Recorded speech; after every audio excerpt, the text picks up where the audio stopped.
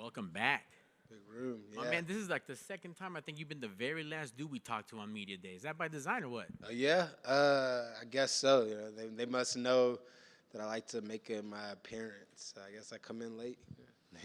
I almost didn't recognize you just in all black, like you're hidden and shit. Like, Yeah, all black. I know. Here we go. Yeah, my hair is a little fucked up right now, man. I can't get it braided till Friday. So. that just means you've been training harder. I remember when Anthony Joshua had the fight with Andy, there was no lineup, there was no cut. He was just all about business. So that's Yeah, I haven't been to the barber in like 2 months, bro. I just I just been in my own zone, focus on training, gym, coming home, and staying out of the way and just staying ready to compete. and that's awesome, man, that you know this already as a young veteran to just stay out of the way, stay out of your own way. How do you still keep that mentality to be like, it doesn't matter who I'm going up against. I know what to do, but how do you stay in that focus? Yeah.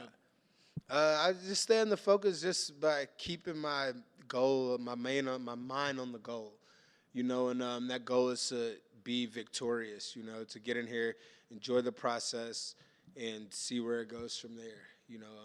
Been in this sport for a long time, and I'm not finished by a long shot. Not at all, man, because you're 37, got 40 fights. You almost got one fight every year you've been alive. That's crazy.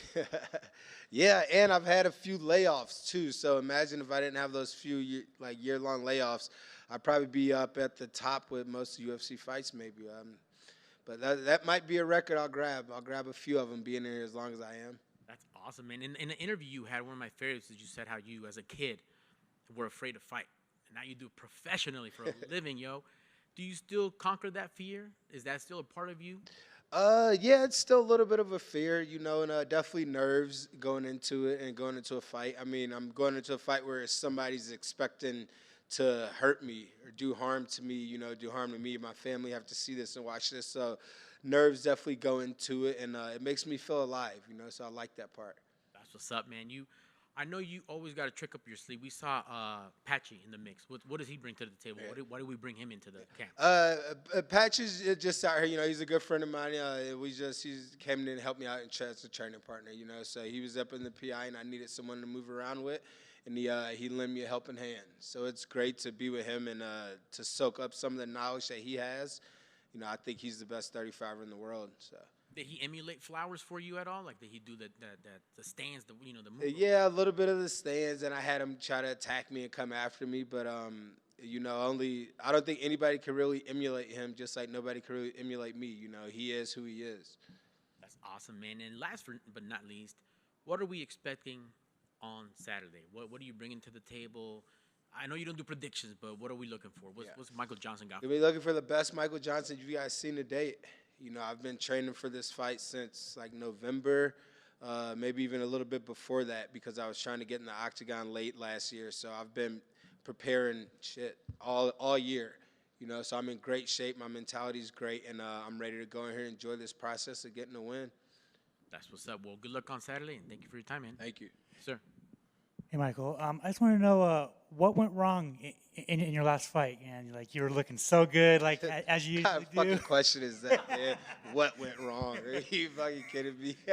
I don't know. You tell me. Fuck. The last thing I remember, I was winning. I wake up. I don't even remember getting knocked out. It just happened. But that's the fight game, man. The fucking dude closed his eyes and swung for a Hail Mary, and it landed. So I guess his God was working that night, and mine really wasn't. But, that's in the past now. That happened back in May. I'm not really focused on that. I'm not really paying any attention.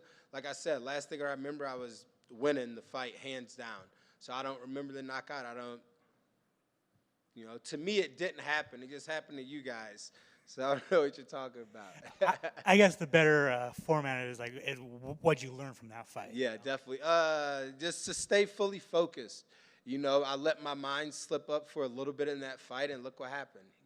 That's why you got to stay fully focused. 15 minutes. You have to. This game it's a game of inches, and you have to be as close to perfect as you can. And fighting a dangerous guy like Diego, you didn't really expect him to throw it over. He's a jiu-jitsu guy, and like I said, I had a lapse, and I woke up in the back looking at my coach. Not the right way to go out. Darius was in here earlier, very, very confident. He said that you blocked him on social media. He's been crying about me blocking his ass for so long, bro. So here's the story that, of course, I blocked him, man. We're about to go to war. We're about to fight. Like, I don't need him looking at everything I post. Every story I posted, he was the person I saw. He's looking at every story. He's paying attention to me so much. You don't need to see all that, man. If you really want to pay attention to it that much, go to somebody else's page, you know.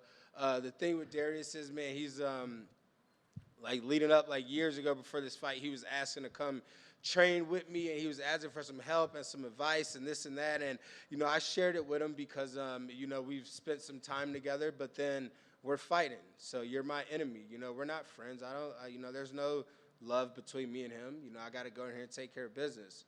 So you're blocked on my social media. I mean, if you want to be a little crybaby about it and think about it that much, then good. I got under your skin just from a little block. So the funny thing is, he blocked me back, which is like, are we in a relationship? I don't watch your stories. I don't care what the fuck you post, you know? Like, it's not my problem. So yeah, it didn't really bother me at all.